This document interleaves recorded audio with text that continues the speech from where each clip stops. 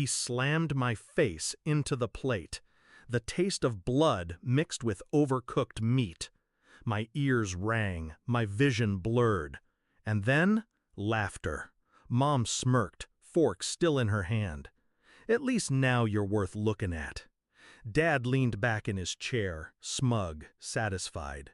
"She has no value. Just a prop at my table." They didn't know what I had already set in motion. Their laughter died the moment my phone, still in my pocket, vibrated once. A signal. Quiet. Precise. The kind of signal you only wait for when you've been planning for months. And their faces went pale. I used to believe in family. I used to think blood meant something.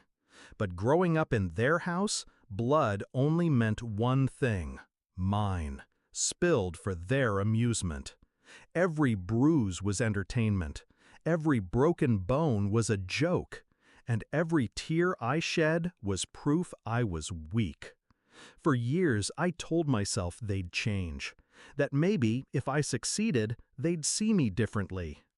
I graduated top of my class. They called it luck. I saved money, secretly, working 2 jobs. They called it selfish. And when I finally got an offer to build my own life, a small house, my own career, they demanded I handed it over. Not asked, demanded. Because, as Dad put it, everything you are, everything you earn, belongs to us. The night he broke my ribs for refusing, I made my decision. That was the night the revenge began. I didn't fight back with fists. That would have been pointless. They lived on dominance, violence, fear. So I chose silence, patience, precision. First, I documented everything. Every bruise, every scar, every insult, recorded on a small device I kept hidden. Their words became weapons in my pocket. Second, I reached out. Neighbors, extended family, anyone who had ever witnessed their cruelty. Quiet conversations, careful nudges. More people willing to tell the truth than I expected. Third, I built the trap. Bank accounts they thought I didn't know about. Properties Dad bragged about owning in secret.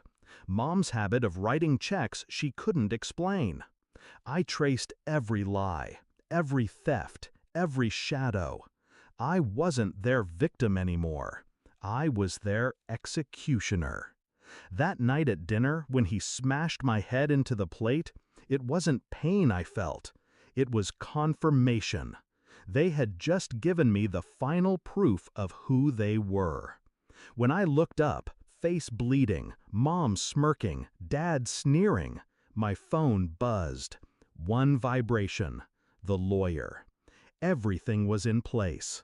"I recorded that," I said quietly. The room went still. Forks froze in midair. Their smirks vanished. "What did you just say?" Dad's voice cracked. I wiped the blood from my lips. My hand shook, but not from fear, from restraint. I said, "I recorded that. And the last year. Every word, every bruise, every stolen dollar." Dad's face drained of color. Mom's smirk collapsed. I slid my phone across the table. On the screen, video thumbnails, hundreds of them, time-stamped, clear, inarguable. "You," Dad stammered, you wouldn't—" "I already did." My voice was calm, too calm. "The lawyer has it all. The bank has it all. And the police? They'll have it in 10 minutes.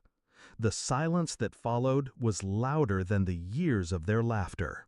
I could see it in their eyes, the sudden realization that the powerless girl at their table wasn't powerless anymore.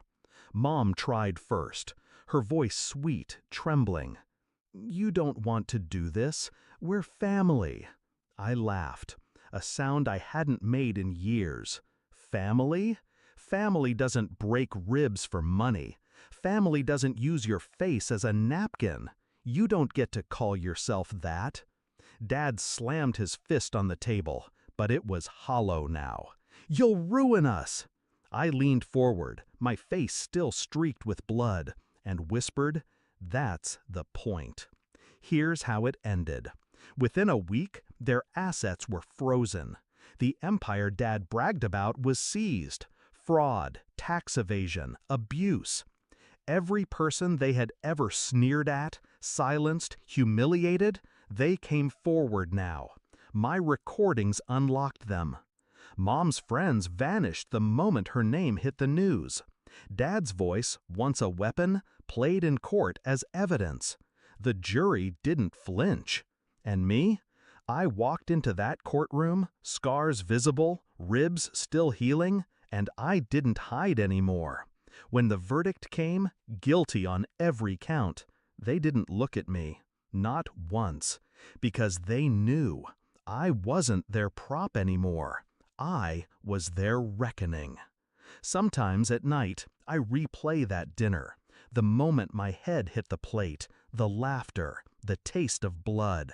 And then I replay the silence after my words, the fear in their eyes, the way the power shifted, instantly, forever. That's the moment I live for. Not the pain, not even the revenge, the silence. The silence when monsters realized the prey they fed on just set fire to the cage and walked out.